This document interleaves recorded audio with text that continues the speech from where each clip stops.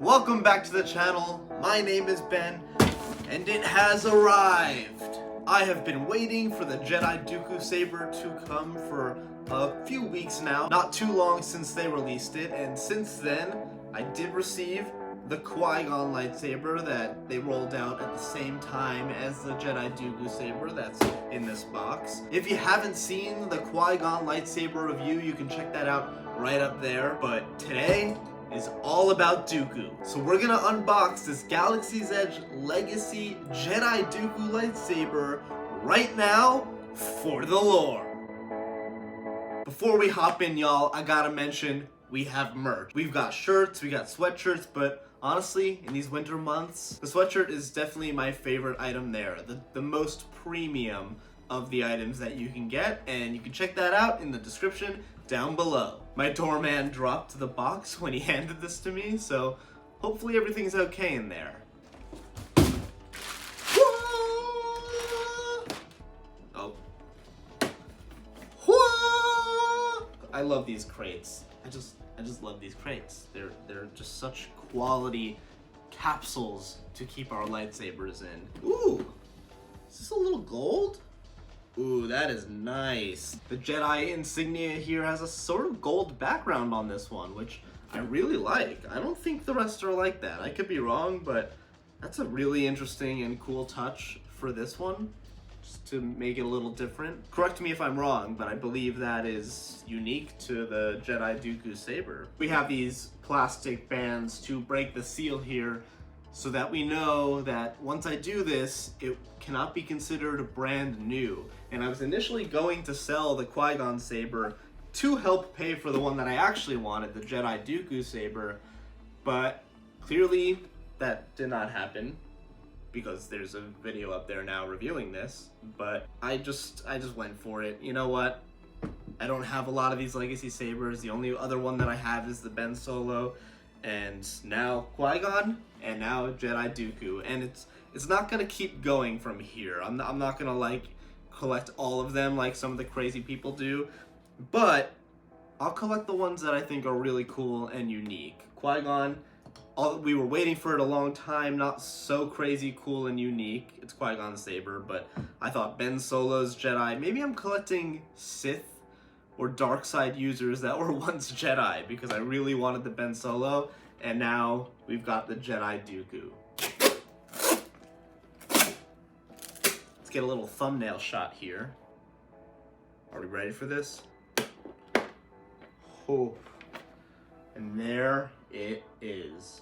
I'm not gonna lie, I saw a few screenshots on the internet, and it wasn't quite as small as I was hoping it would be. I didn't get the initial Dooku lightsaber, although the Sith Dooku lightsaber, I really love that hilt design as well. I don't know who wouldn't.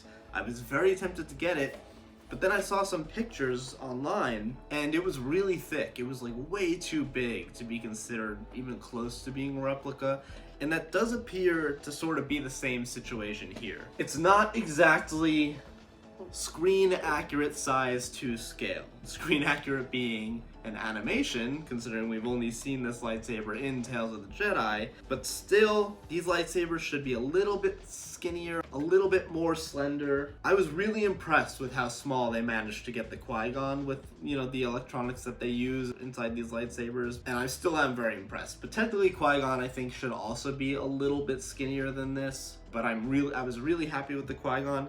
The Dooku, on the other hand, I much prefer this hilt. I think this hilt is awesome. Whew. I'm getting like fingerprints all over it. It feels premium. Well, this one doesn't get the charging port. Okay, FYI, the Qui-Gon lightsaber that they released alongside this gets charged. Dooku, on the other hand, I do not believe has a charger. I believe this will just take batteries. So the Dooku saber, you screw the bottom off, and you take out this piece, and yes, it takes batteries. So honestly, super random. I don't know how they decide that. They rolled these lightsabers out at the exact same time. Maybe they made this Dooku one before they made the Qui-Gon one, and now everything after is going to be chargeable. I prefer the chargeable, although a lot of people don't because they're worried that the battery will die and it will be irreplaceable down the line. Whereas these, you could always just keep replacing the batteries. But yeah, I mean, I think I do prefer the charging option in general. This is such a cool hilt. Again, it's a little bit too thick for my liking. Just like all the rest of the Galaxy's Edge Legacy lightsabers, she thick. If you want a super screen accurate version of this, I would recommend not getting this and waiting to see if a different company makes a Jedi Dooku saber. I have to say, it is a very niche lightsaber design. I don't know if any other companies of the NeoPixel variety will be making this hilt, what the demand is like for this hilt. I'm sure someone out there is doing it or already might have done it at this point. But if you want it now, the Legacy lightsaber is the way to get it. And again, as big as it is, I think it looks great. There's this sticker here on the back, which you could totally take off. I might not do that yet because who knows? Who knows what I'm gonna do with this. I wonder if this little gold piece right here is really meant to be the activation switch for the saber. I don't know. I don't know the lore. I haven't gotten a lightsaber visual dictionary with this specific saber in it yet, but it appears that the switch is right here, which I don't like. I really sincerely doubt that is the location of the switch on Dooku's Jedi lightsaber. I really, it's like interrupting this accent here, invading on that design element, when my theory is that it really is over here at the very bottom of the lightsaber. I'm gonna go ahead and guess that is really what the switch should be. So, not thrilled about that. I like this hilt a lot more, but the Qui-Gon saber is hands down getting the more premium rating than this one. It's a premium design, but the way that Disney did it, they did it dirty in my eyes. I don't think this is a premium product. I really don't. I love it. I'm gonna love it in my personal collection. Honestly, might sell it down the line if I need the money, but this is not it. It's too bulky, and the switch is in this random place right here, which I'm not a fan of. That sticker right there, you can totally remove it.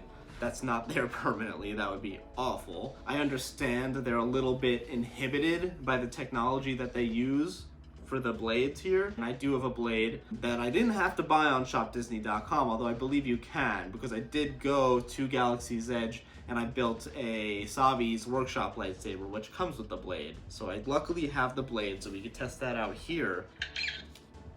I have to say, a big perk is that the saber comes with batteries in it. How awful would it be if you take this out of the box on Christmas Day, because that's kind of the time that they rolled this around. This is like kind of their holiday release, and your kid opens this up, and we gotta put batteries in it. So, as risky as it is to package things with batteries, I guess they figured these are gonna fly off the shelves and it's not a big concern, but I'm getting like fingerprints all over this already. It's like getting all kinds of dirty. Yikes, yikes. Attracts fingerprints heavily, but how awful would that be if you had to go unscrew this, find batteries? Especially with this, you don't just unscrew this. You also have to have a screwdriver, and like a really uniquely shaped screwdriver. It has to be like a smaller one to get in there. I'm just glad that it comes with the batteries. Big perk. Let's ignite.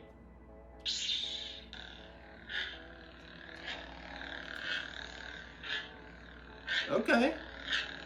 It feels like it has a little bit more smooth swing than the Galaxy's Edge lightsabers usually do. Maybe a little bit more sensitive.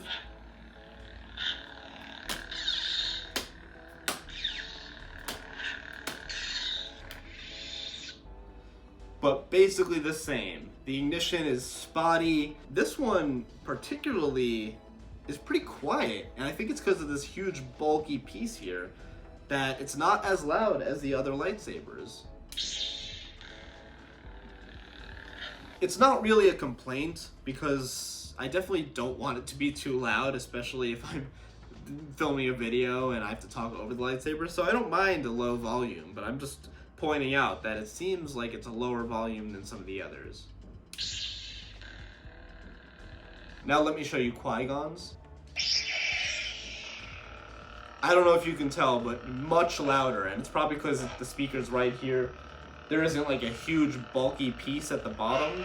And the other thing with Qui-Gon's, although you could see this in my other review, is how thrilled that I was that the button is the actual button. The button is the actual ignition button. That is huge in my book. That sets it apart. It's if the button is not the button, the lightsaber is not premium. And I don't know for sure the lore about the Jedi Dooku saber, but I'm gonna go ahead and say this is a switch that is supposed to ignite it, not this interruption of the accent right here. That's bad, and they do this with a few of their other legacy sabers as well, and I'm not a fan of that. I brought over here as well the clip, just to show you. We've got the cover tech wheel, and nice. It clips right in. It doesn't spin all the way around though, because this is blocking it. Not that that matters. This one would spin all the way around. This one does a full 360. Again, not sure why that would ever matter, just pointing it out. Again, let's just admire the beautiful design of this lightsaber. I'm not giving this a positive review, although I do love the design of the hilt. I love the texture here, the grip here. I like these like shields at the back. It just looks awesome. And of course, this accent right here, that is just so iconically Dooku. Yeah, I have to say, I'm pretty confused on how you're supposed to hold this. I'm not as trained as Dooku himself. But yeah, if you know how to swing a curved hilt, then by all means, go for it with this saber. I have to say, I was extremely excited to get this in the mail. After seeing a few pictures, I sort of knew I'd be a little disappointed, but I didn't totally look into the Switch situation online, and now that I'm seeing that in person, I am not thrilled with the Switch. That just irks me. I'm biased, maybe. Let me know what you think of this lightsaber. If you got it, or just based off of this review, you can let me know in the comments below if you think it's still worth it, even though the Switch is definitely in the wrong place, and it is quite bulky. If you liked this video, make sure to like and subscribe, and you'll see me next time on the next LOREsabers video for the lore.